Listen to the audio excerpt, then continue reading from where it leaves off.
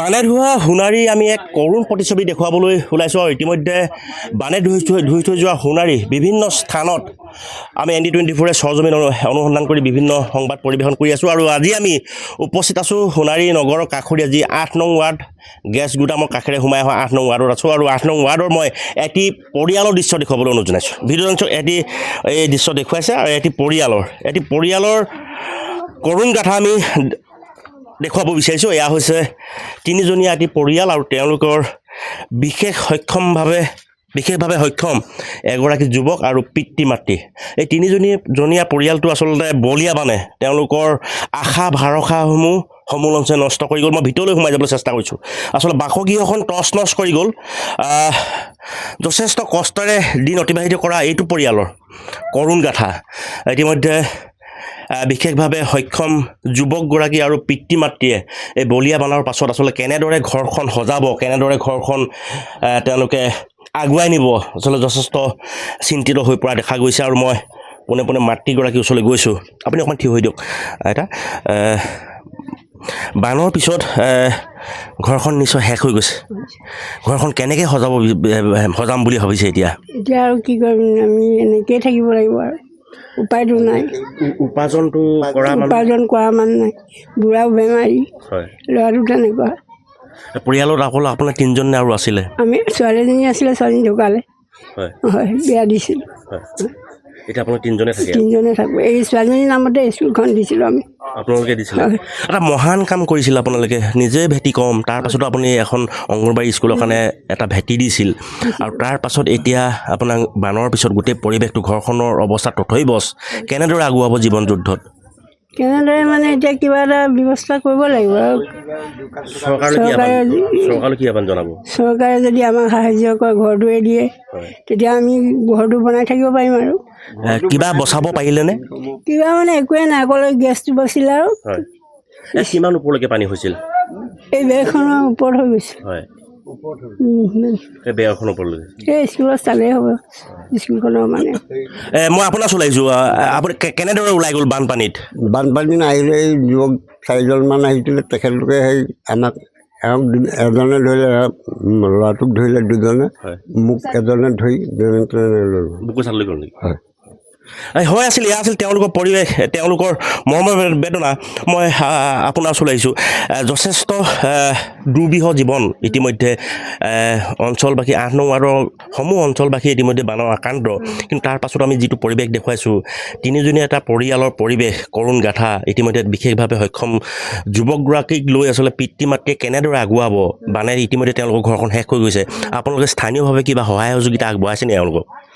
স্থানীয়ভাৱে তেনেকৈ একো আমি সহায় দিব পৰা নাই, কাৰণ আমি নিজেও বানত বিধ্বস্ত হৈ আছোঁ। চৰকাৰৰ পৰা সাহাৰ্য তেওঁলোকেও পাইছে, আমিও পাইছোঁ কিছু পৰিমাণে, আৰু বেলেগ মানুহো সহায় কৰিছে। খোৱা বোৱাত তেওঁলোকৰ হয়তো কষ্ট হোৱা নাই, কিন্তু ঘৰ এখন নাথাকিলে মানুহে থাকিবলৈ বৰ অসুবিধা পায়, শুবলৈ। এতিয়া আপোনাৰ পানীত বিভিন্ন ধৰণৰ বিষাক্ত জীৱ জন্তুৱে হওক বা বেলেগ কিবা বস্তুৱে হওক আহিছে, তেওঁলোকে এনেকুৱা পৰিস্থিতিতে শুব লগা হৈছে। স্কুলখন আছিলে, স্কুলখনত তেওঁলোকে থাকিব পাৰিছিলে, এতিয়া স্কুলখনো এমূৰৰ পৰা বুৰ গ'ল, গতিকে তেওঁলোকে তাতো থাকিব পৰা নাই। স্থানীয় ৰাইজে যদি নিনিয়া হ'লে হয়তো কিবা এটা অঘটন হৈ গ'ল হয়। গতিকে মই চৰকাৰক এইটোৱে অনুৰোধ জনাওঁ যে তেওঁলোকে থাকিব পৰাকৈ যদি বাসগৃহটো মেৰামতিও কৰি দিয়ে, সেইটোৱে মোৰ চৰকাৰৰ ওচৰত জনাবলগীয়া অনুৰোধ। আছিল এয়া আছিল মানুহৰ বাবে এটা কথা ক'ব লাগিব যে বানাকান্ত আচলতে এইটো পৰিয়ালক সহায় কৰিবলৈ চৰকাৰক কাতৰভাৱে আহ্বান জনাইছে। আৰু মোৰ লগত এগৰাকী যুৱক আছে, যুৱকগৰাকী সেই দিনটোৰ বাবে নিশ্চয় তেওঁলোকৰ বাবে ভগৱান সদৃশ হৈ পৰিছিলা তুমি। তোমালোকে যদি তেওঁলোকক উদ্ধাৰ নকৰিলাহেঁতেন, নিশ্চয় তেওঁলোক আজিৰ তাৰিখত হয়তো এটা কৰুণ ঘটনা সংঘটিত হ'লহেঁতেন। কেনেদৰে তেওঁলোকক উদ্ধাৰ কৰিলা তোমালোকে? তাহাঁতি স্কুলত আছিলে, তো মানুহ চবেই গাঁৱত ওলাই গ'ল। ওলাই তো আমি এনেই আহিছিলোঁ এবাৰ গ'লে, আৰু মোৰ লগৰ কেইজনমান আছিলে জবকাৰ আৰু আমাৰ ইয়াৰ, তো আহিছিলোঁ যে চাইছোঁ স্কুলতো পানী বৈ গৈছে পূৰা।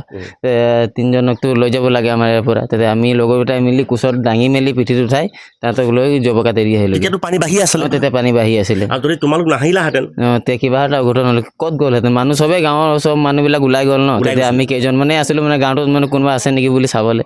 তেতিয়া আহি এবাৰ চালোঁ, বৰ্তাহঁতে আমাৰ আছিলে, আমাৰ দাদাই হয় মানে ই আছিলে। তাহাঁতক উদ্ধাৰ কৰি লৈ গৈ আমি স্কুলত এৰি আহিলোঁগৈ। স্কুলত হয় আচলতে এয়া আছিলে তেওঁলোকৰ পৰিৱেশ। মই আৰু এটা দৃশ্য দেখুৱাব বিচাৰিছোঁ, আচলতে নিজৰে মাটি ভেটি কম, তাৰ পাছতো আচলতে যি মহানুভৱতা, তেওঁলোকে যি প্ৰয়াত কন্যা নামত আচলতে মাটি দান কৰিছিলে। এয়া পোনা বৰুৱা, মই দেখুৱাইছোঁ। তেওঁলোকে এই অংগনবাড়ী চেণ্টাৰটো খুলিবৰ বাবে তেওঁলোকৰ গৃহ অকণমান মাটি এৰি দিছিল। জগতখন পোহৰ হওক, কণ কণ ছাত্ৰ ছাত্ৰীয়ে শিক্ষা পোহৰ দেখক, তেনে এটা মহৎ কাম লৈ তেওঁলোকে, মহৎ উদ্দেশ্য লৈ তেনেদৰে তেওঁলোকে এই অংগনবাড়ী চেণ্টাৰটোৰ বাবে প্ৰয়োজনীয় মাটি তেওঁলোকে দান কৰিছিল বুলি ক'ব লাগিব। আৰু আজি তেওঁলোকৰ অৱস্থা চাওক। মই এই বাসগৃহটো দেখুৱাবলৈ পুনৰবাৰ অনুৰোধ জনাইছোঁ। এই তিনিজনীয়া পৰিয়ালটোৰ অৱস্থা চাওক। এই ক্ষেত্ৰত নিশ্চয় ৰাজ্যৰ মুখ্যমন্ত্ৰীগৰাকীয়ে বিশেষভাৱে সক্ষম যুৱকগৰাকীক লক্ষ্য কৰি আচলতে এই পৰিয়ালটোক নিশ্চয় সাহায্য দিয়া নিশ্চয় প্ৰয়োজন আছে। আৰু মুখ্যমন্ত্ৰীগৰাকীয়ে নিশ্চয় এই বিষয়টো যদি অৱগত হয়, নিশ্চয় পৰিয়ালটোক যথেষ্টখিনি আগুৱাই যোৱাৰ ক্ষেত্ৰত সহায় কৰিব। যিহেতু নেকি পৰিয়ালটো পিতৃ মাতৃ যথেষ্ট বয়স হৈছে, তেওঁলোকে আচলতে যি উপাৰ্জনৰ পথ একেবাৰে শূন্য, আৰু শেহতীয়াকৈ শূন্য হৈ পৰিল তেওঁলোকৰ ভৱিষ্যত। বলিয়া মানে আচলতে শেষ কৰি গ'ল তেওঁলোকৰ এই পৰিয়ালটি জীয়াই থকাৰ শেষ সম্বলকণো। ইতিমধ্যে তেওঁলোকে অৱগত কৰিছে আচলতে হয়তো আগুৱাই যোৱাৰ ক্ষেত্ৰত যথেষ্টখিনি তেওঁলোকে প্ৰত্যাহ্বানৰ সন্মুখীন হ'ব। এই ক্ষেত্ৰত ৰাজ্য চৰকাৰে বা চৰাইদেউ জিলা প্ৰশাসনে কেনেদৰে ভূমিকা পালন কৰে, কেনেদৰে পদক্ষেপ গ্ৰহণ কৰে, পৰৱৰ্তী সময়তে লক্ষণীয় হৈ পৰিব। হয়।